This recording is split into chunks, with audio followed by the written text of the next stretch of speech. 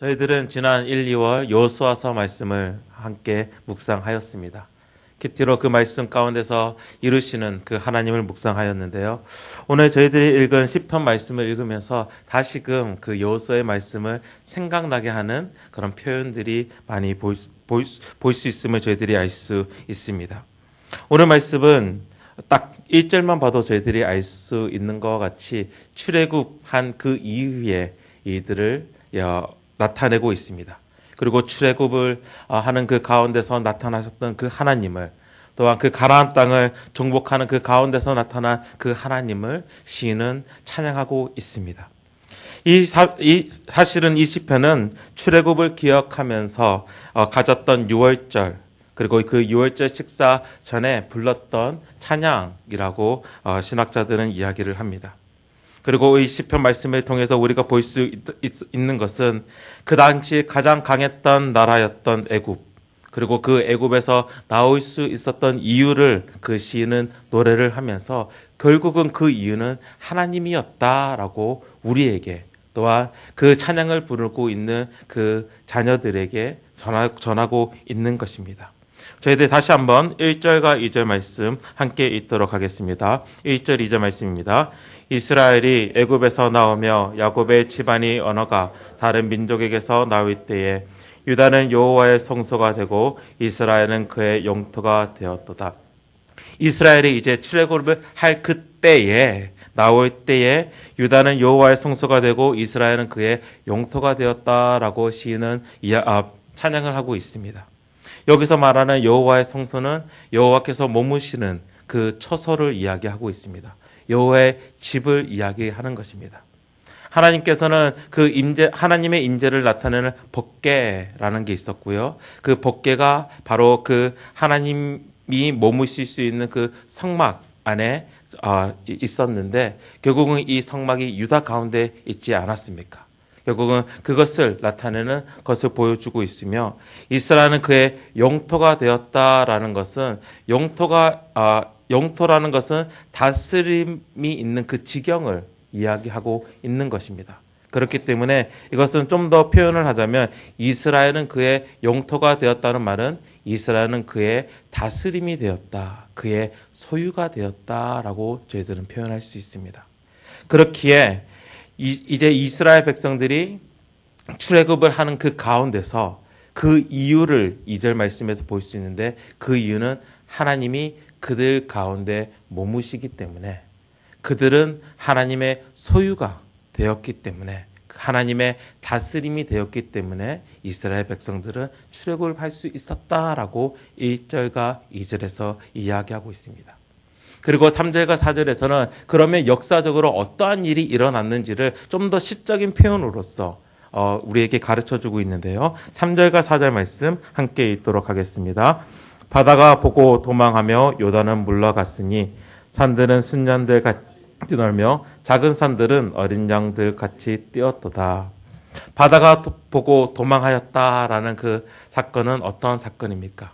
딱 먼저 머릿속에 들어오는 그런 그림이 있을 것입니다. 바로 홍해가 갈라지는 것을 이야기합니다.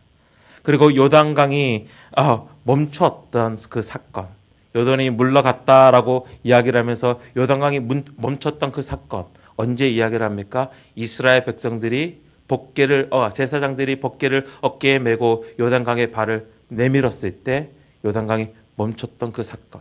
그리고 요단강을 건넌 이후에 그들은 어디로 들어갑니까? 가나안 땅으로 들어간 것입니다. 그렇기 때문에 출애굽을 하면서 홍해를 건넜던 그 사건을 이야기하면서, 그리고 요단강을 건너면서 가나안 땅에 들어가는 그 모습을 오늘 3절 말씀에서 보여주고 있는 것이에요. 그리고 4절 말씀에 작은 산들은 산들은 순양과 같이 뛰놀며 작은 산들은 어린 양 같이 뛰놀미더라라고 나타나는 이 말씀은 원래 그런 뛰논다라는 그 표현은 약간 춤을 춘다라는 그런 모습인데, 그 양들이 펄쩍펄쩍 뛰는 그 모습을 좀 상상했으면 좋겠습니다. 근데 이렇게 볼 때는 뛰노는 것처럼 보이지만, 이 실질적으로 시인이 표현하고자 하는 것은 바로 7절에서 나타난 것과 같이 그 산들 또한 떨었다라는 것을 보여주고 있어요. 그리고 이 산들은 무엇을 나타나는가라고 좀 공부를 해보면 이 산들은 가나안 땅에 있었던 그런 산지들, 헤브론 산지와 그런 산지들을 우리는 예상할 수 있습니다. 요단강을 건너고 나서 바로 이스라엘 백성들이 가나안 땅 정복, 저희들이 여호수아서를 통해서 보았는데요. 그 정복했던 그 사건들을 우리는 이 시인의 표현에서 우리는 볼 수 있다는 것입니다. 출애굽을 하는 그 가운데서, 그리고 이제 가나안 땅으로 들어가는 그 가운데, 그리고 가나안 땅을 정복하는 그 모든 가운데 바로 하나님이 계셨다는 것을 시인은 이야기하고 있다는 것입니다. 그런데 이 가운데서 시인은 5절과 6절 말씀에서 질문을 하게 돼요. 어떻게 보면 이 질문이 우리에게도, 오늘 우리 삶을 살아가는 우리에게도 던져야 하는 질문인 것 같습니다. 왜냐하면 왜 이러한 일들이 일어났는가라는 질문입니다. 왜 홍해가 갈라졌으며, 왜 요단강이 멈췄으며, 왜 산들이 무너졌는가, 왜 가나안 땅이 무너졌는가라는 그 질문. 그것이 바로 5절과 6절입니다. 다시 한번 읽도록 하겠습니다. 바다야 내가 도망하면 어찌함이며 요단아 내가 물러가면 어찌함인가. 너의 산들아 순양들 같이 뛰놀며 작은 산들아 어린 양들 같이 뛰놈은 어찌함인가. 이 질문을 하는 거예요. 이 질문을. 왜 이러한 일들이 일어났는가라는 질문입니다. 그런데 이미 시인은 이 답을 2절에서 보여준 거예요. 그것은 여호와 하나님께서 그들의 성소가 되셨고 여호와 하나님께서 그들은 여호와의 하나님의 영토가 되었기 때문에. 요즘 쓰는 단어 중에 답정너라는 단어가 있습니다. 혹시 들어보셨나요? 답정너. 답이 이미 정해진 너라는 뜻이에요. 그러니까 이미 답을 정해놓고 묻는 그런 것 같아요. 그러니까 뭐 남자친구와 여자친구 관계 가운데서 이미 이제 데이트를 갈 때 이미 여자들은 어디서 먹을지 이틀, 3일 전에 이야기를 했거든요. 근데 남자친구는 어떻게 묻습니까? 오늘 뭐 먹을래? 이렇게 물어보잖아요. 참 어리석은 질문인 것 같아요. 좀 더 다른 식으로 이야기한다면 약간 그냥 예로 드는 것인데, 담임 목사님과 이렇게 부목사님들이 식사로 중국집에 갔습니다. 그리고 담임 목사님이 맛있는 거 먹어, 나는 짜장면, 이렇게 했을 때 뭘 시켜야 되죠? 짜장면. 네, 이미 답은 정해져 있는 거죠. 이게 답정너라는 그런 표현인데요. 오늘 말씀 가운데서도 바다야 내가 도망하면 어찌함이며 요단아 내가 물러가면 어찌함인가. 산들아 작은 산들아 너희들이 양들과 같이 뛰노면 어찌함인가라는 이 질문은 어떻게 보면 답이 정해진 질문이었습니다. 그 답은 바로 여호와 하나님 때문이었다는 거죠. 이러한 질문들은 좀 이제 신학적인 그런 관점에서 볼 때는 수사학적 질문이라고도 합니다. Rhetorical question. 이런 질문을 던지는 이유는 답을 원해서가 아니라 이 질문을 던져서 그 내용에 대해서 마음속에서 동의를 얻기 위해서, 아니면 그 사실에 대해서 더욱 확인하기 위해서 던지는 질문, 바로 수사학적 질문이라고 합니다.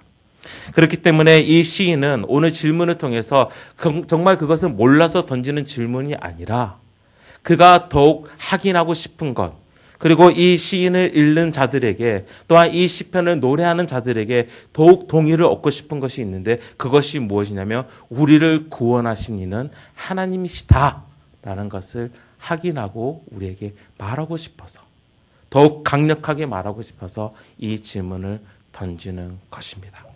하나님께서 하셨다는 것입니다. 2절 말씀에서 분명히 유다는 여호와의 성소가 되고 이스라엘은 그의 영토가 되었다라고 이야기를 하면서, 결국은 하나님이 그들 가운데 머물렀을 때, 이스라엘 백성들이 홍해 앞에 섰을 때 홍해가 갈라졌던 것이고, 여호와 하나님께서 그들을 다스리기 때문에, 바로 그 하나님께서 그 이스라엘 백성들과 함께 계시기 때문에 요단강을 밟았을 때 요단강이 멈췄던 것이고, 가나안의 산지들이 떨었던, 그리고 그 가운데서 무너졌던 것이었습니다. 이스라엘의 이유가 아니라는 거죠. 이스라엘 백성들이 그곳에 하나님 없이 섰으면 분명히 일어나지 못하는 일들이었지만, 하나님이 그들 가운데 계셨기 때문에, 하나님이 다스렸기 때문에 그 일들이 일어났다라고 시인은 다시금 우리에게 더욱 강력하게 이 질문을 던지면서 말을 하는 것입니다. 자신의 백성을 위하여 결국은 그 백성을 구원하기 위해서 하나님께서는 이 일들을 하셨다라는 것입니다. 그런데 저는 이 가운데서 한번 질문을 던져봤어요. 단지 이 구원의 하나님이 과거에만 머무시는 하나님이신가? 이 하나님이 단지 우리가 지금 읽고 있는 성경 안에서만 나타나신 하나님이신가? 라는 그 질문이었습니다. 또 다른 질문은 하나님은 질서의 하나님이시잖아요. 우리들이 보통 하나님을 찬양할 때 하나님은 질서 하나님, 이 자연 그 자체가 그 질서 하나님을 보여주고 계시는데 그 질서의 하나님이 이 질서를 깨면서까지도 자연의 법칙, 우리가 보통 자연스럽다라고 이야기하는 것은 그 자연의 순리대로 이렇게 가는 것을 자연스럽다라고 이야기하는데 그 자연의 순리를 깨면서까지도 왜 꼭 이렇게 하셔야 하는가라는 그 두 가지 질문을 던졌습니다. 그런데 이 질문에 대해서 다시금 하나님께서 구원하시는 그 모습 가운데서 그 대답을 찾을 수 있었는데요. 그것이 바로 예수 그리스도의 모습입니다. 예수 그리스도를 묵상했을 때 예수님의 모습이 자연스러운 것일까요? 그것이 당연한 것입니까? 그것이 우리가 생각할 수 있는 질서에 맞는 도리입니까? 예수님의 모습은 그렇지 않았습니다.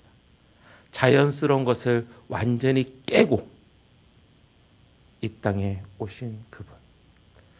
살려고 하는 것이 자연의 법칙인데 오히려 죽으시려고 이 땅에 오신 예수 그리스도.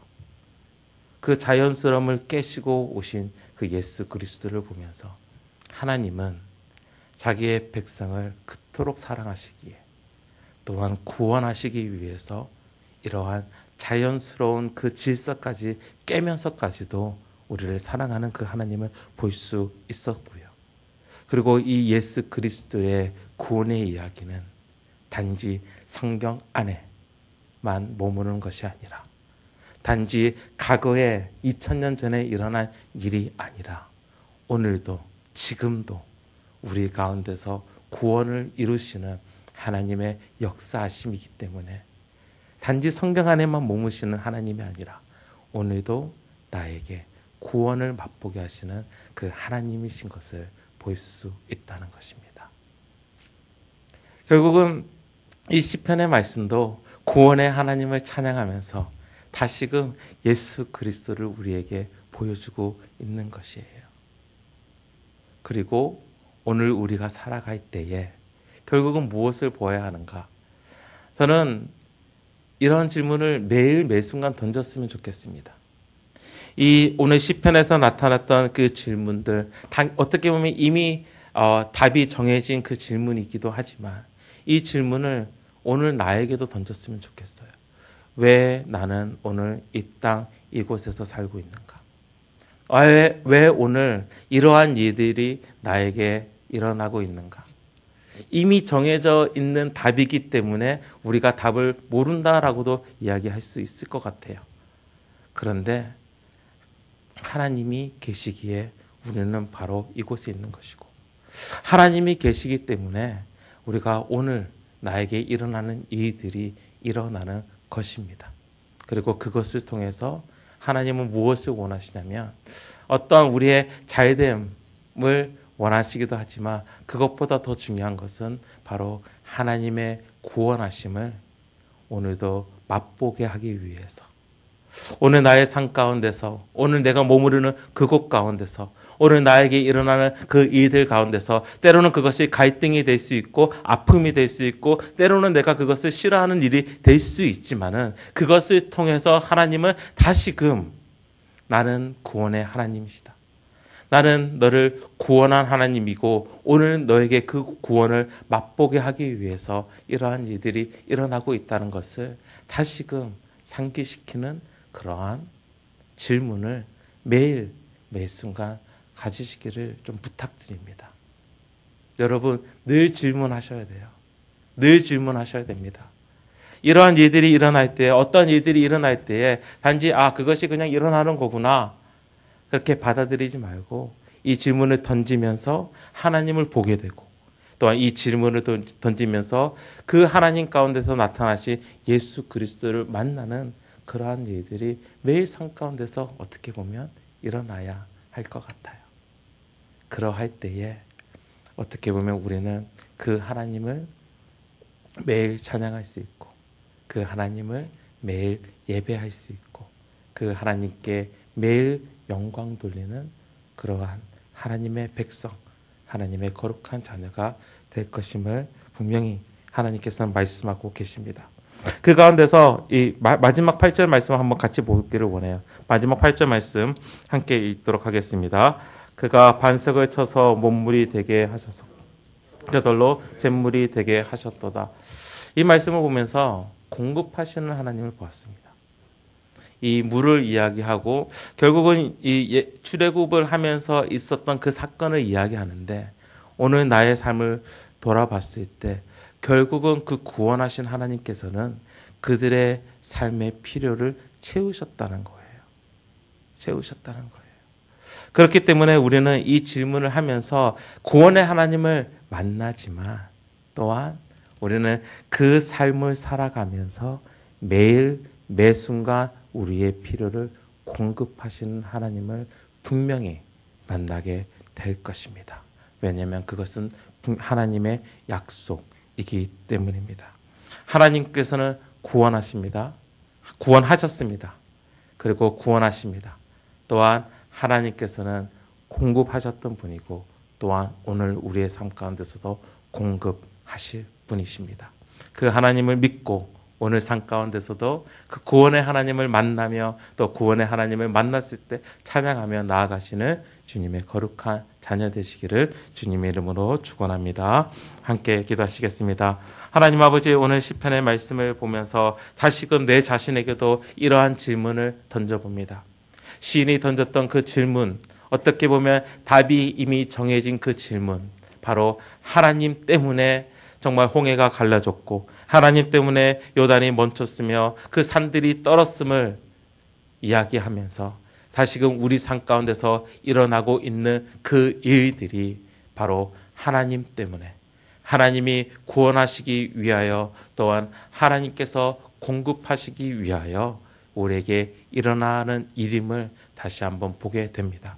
하나님, 그렇기 때문에 오늘 우리가 월요일인데 이 삶을, 월요일의 삶을 살아갈 때에 내 자신에게 왜 이러한 일들이 일어나는지 질문할 수 있도록 하여 주시고, 또한 그 질문 가운데서 하나님을 보게 하여 주시고 구원하신 하나님을 만나게 해 주시고, 또한 구원의 하나님 예수 그리스도 안에 머무는 그런 하루가 되게 하여 주시옵소서. 또한 그 가운데서 공급하시는 그 하나님을 맛보며 경험하며 나아가는 거룩한 한 날이 되게 하여 주시옵소서. 이 모든 말씀 예수 그리스도 이름으로 기도합니다. 아멘. 하늘에 계신 우리 아버지여,